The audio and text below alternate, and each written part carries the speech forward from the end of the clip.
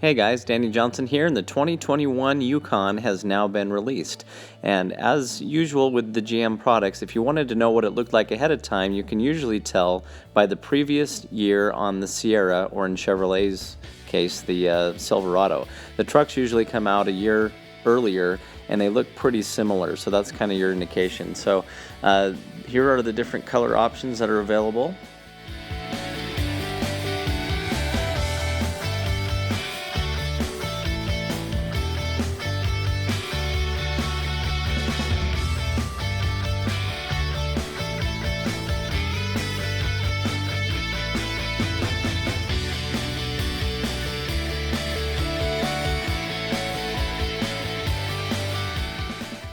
I currently own the Yukon Denali that's out right now, so we'll just go around in a 360-degree view here and notice some things that are a little different.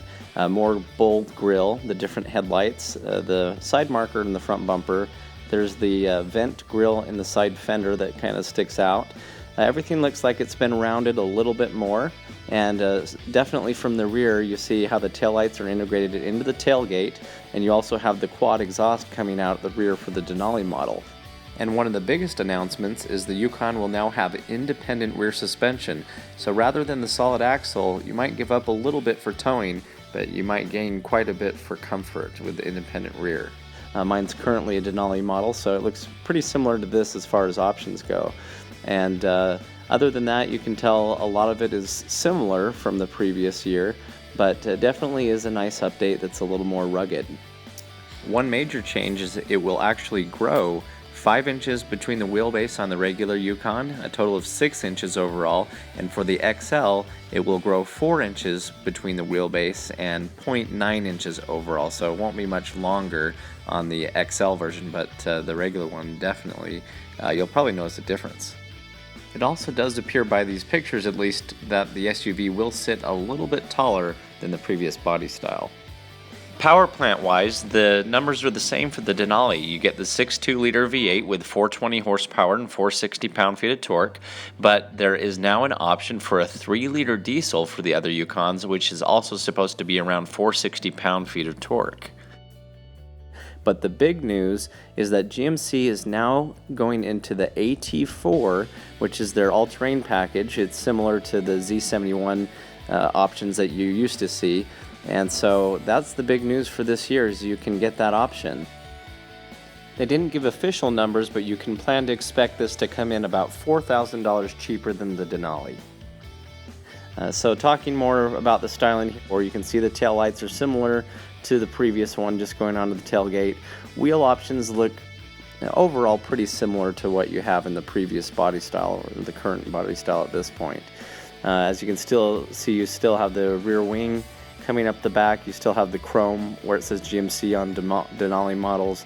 Denali models still get the special grille and no recovery hooks on the front. You'll see the AT4 does get the really nice red recovery hooks in a minute, and the roof rack looks like it's the average Denali. You get the stainless look on that as well. The Denali interior this time, however, is actually different, not just in colors and electronics, but the actual dash is different than what you'll find in the regular GMC Yukon or XL. And so here's a picture of the regular GMC interior just as a reference, and we'll show you that a little more.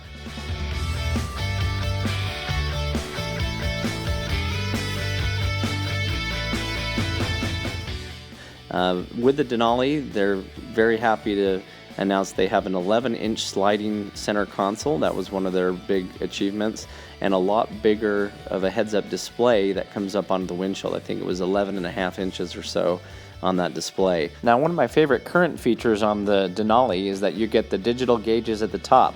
And funny enough, I was just joking with my wife saying, why do they have needles on this when it's digital? And here we have on the new one, they've changed that, so the needles have disappeared and it just shows kind of a bar graph, so they must have listened through all the microphones that are found inside the car, if you've seen those. They also have the flip-up rear view mirror, so when you flip it up, the cameras that are integrated will show in the mirror. And same with, as you may have seen with some of the other of the GM products, you have cameras all around that will integrate to be one. So other than that, you still get the GMC bold front grille. Like I said, for the Denali model, it's going to be the specific one as you have seen in the past. The headlights look similar to the Cadillac as far as the stacked bar lights go, and you have the really nice running light markers on the exterior, very similar to the Sierra that had come out this year before. So anyway, that's what it looks like, but as we mentioned, the AT4 package is the big news for 2021. If you want to get a Yukon that is more versatile, more 4x4 oriented, though the Denali is still four-wheel drive. One thing that they did mention was a higher approach angle, so the bumper is going to be a little more vertical on the AT4 model.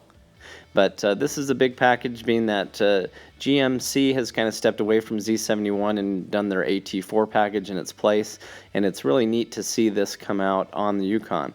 And you could imagine, though, that you'll probably get the 5.3 liter on this one. The 6.2 will probably still be reserved for the Denali. Maybe like the RST, they will offer a 6.2, maybe they will not. So that'll be something we'll have to see what options come out in the future. So as for the non-Denali trim, you do get a lot of electronics. If you see, there's a big screen in the center, and also between the gauges you have the digital readout, which was only a Denali thing in the past. So looks like the other models, and maybe this is just the AT4 package as well, will get some more electronics than usual. It also appears that you're going to get the screens in the back of the headrests rather than hanging down from the roof. But anyway, I just wanted to show you what it looks like and give you from an owner's perspective here of the current Yukon Denali, that just some of the things that jumped out at me. And I think it's a really good looking truck. I think you'd really enjoy it, and it's still going to have the 10-speed and the previous engine, so hopefully you won't have any new bugs to work out with the new body style in the new year. If you have any questions or comments, put them down below, and thanks for watching.